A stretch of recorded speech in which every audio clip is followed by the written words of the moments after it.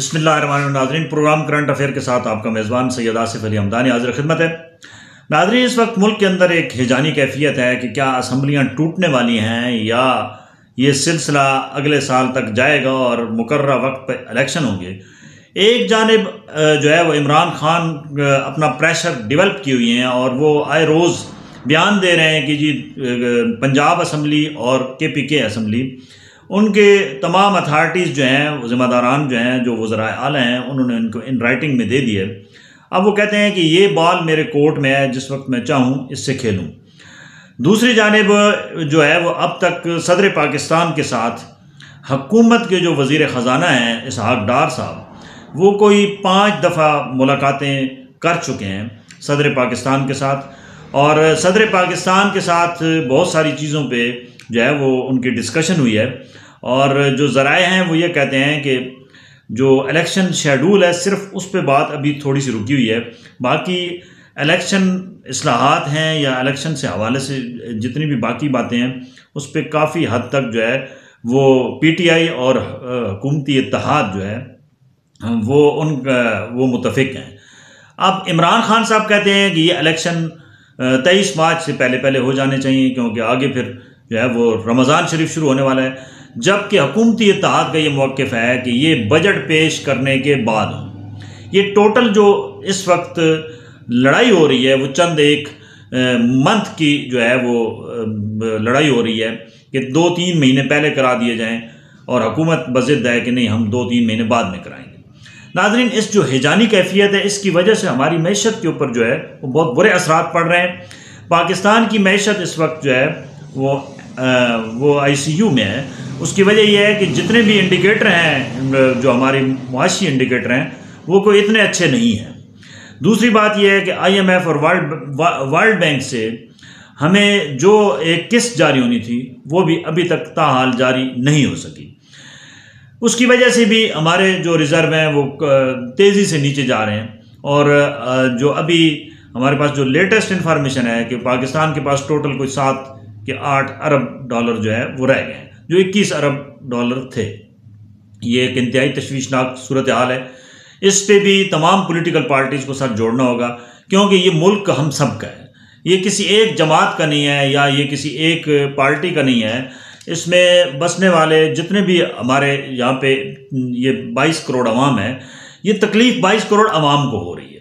اس وقت مہنگائی کا جن جو ہے وہ بوتل سے باہر ہے، اور اس قدر مہنگائی ہے کہ ایک عام غریب کا چولہا جلنا بہت مشکل ہوتا جا رہا ہے، اور کیونکہ حکومت کمزور ہے، جمہوری سسٹم کمزور ہے، جمہوری ادارے کمزور ہیں، جس کی وجہ سے سفر جو ہے وہ پبلک کر رہی ہے، کیونکہ نظام نام کی چیز کوئی نظر نہیں آ رہی ہے۔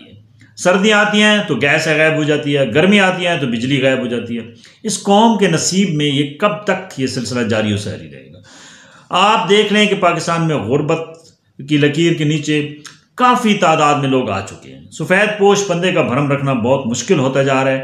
ایک عام آدمی کا زندگی گزارنا بھی جو ہے وہ ایک بہت جو ہے وہ دشوار گزار اس کا سفر جاری ہے، کیونکہ ادھر نہ آپ کو بجلی مل رہی ہے نہ گیس مل رہی ہے۔ سردیوں میں اب گیس کی لوڈ شیڈنگ ہے، اور بہت سارے کروڑوں کی تعداد میں جو ہے وہ چولہے جو ہیں وہ نہیں جلتے، یعنی کہ گھروں کے اندر چولہے نہیں جلتے، اور کروڑوں کی آبادی جو ہے وہ مشکلات سے دوچار ہے۔ بچے صبح ناشتے کے بغیر اسکول جا رہے ہیں۔ اسی طریقے سے کوئی مہمان آ جائے تو گھر کے اندر پریشانی کا سامنا خواتین کو کرنا پڑتا ہے۔ پھر ناظرین، دوسرا جب آپ بازار کا رخ کریں تو جو اشیاء خرد و نوش ہیں وہ ان کی ذرا قیمتوں پہ نظر ڈالیں تو میرا خیال میں ایک عام غریب تو وہ قیمتیں سن کے ہی وہ سن ہو جاتا ہے۔ وہ کیا کرے؟ اس کے پاس کوئی سروائیول نہیں ہے۔ پھر یہ ہم کہتے ہیں جی کہ جرائم کی ریشو کیوں بڑھ رہی ہے؟ ہم کہتے ہیں ملک کے اندر افراتفری کیوں ہے؟ یہ اسی وجہ سے ہے کہ جب ہمارے معاشی انڈیکیٹر انتہائی کمزور ہوں گے، ہماری ریاست جو ہے وہ پبلک کو ریلیف دینے میں ناکام رہے گی، ہماری حکومت جو ہے وہ جس مقصد کے لیے عوام نے اس کو، عوام بیچاری کا تو اتنا وہ نہیں ہوتا ہے، لیکن اس کے باوجود عوام کی نظریں لگی ہوتی ہیں کہ یہ ہمارا جمہوری سسٹم ہے، یہ لولی لنگڑی جمہوریت سے ایک عام آدمی کی حالت دن بدن خراب ہو رہی ہے، اور وہ دور دور تک کوئی اثرات نظر نہیں آ رہے ہیں کہ یہ ٹھیک کیسے ہوگی۔ ناظرین، یہ ہم رونا کب تک روتے رہیں گے؟ ہمارے یہاں بیٹھ کے وزراء کی ایک بہت بڑی موج تیار کر لی جاتی ہے، اور 70 کے قریب ابھی بھی وزراء مشیروں سمیت ایک کیبنٹ موجود ہے، جبکہ غریب آدمی کا چولہا بجھ رہا ہے۔ تو ہم نے اس اتنے بڑے لشکر کو کیا کرنا ہے؟ میں سمجھتا ہوں کہ حکومت وقت کو چاہیے کہ ایک تو کیبنٹ بالکل چھوٹی کر دیں، یہ کم سے کم بھی جو ہے وہ 50% کیبنٹ کو ریڈیوس کرے۔ اسی طریقے سے صوبائی جو حکومتیں ہیں وہ بھی اپنے جو ہے وہ وزراء اور مشیروں کی تعداد کو نصف کر دیں، اپنے اخراجات کو کم کریں، وہی پیسہ غریب کو ریلیف دینے کے لیے لگائیں۔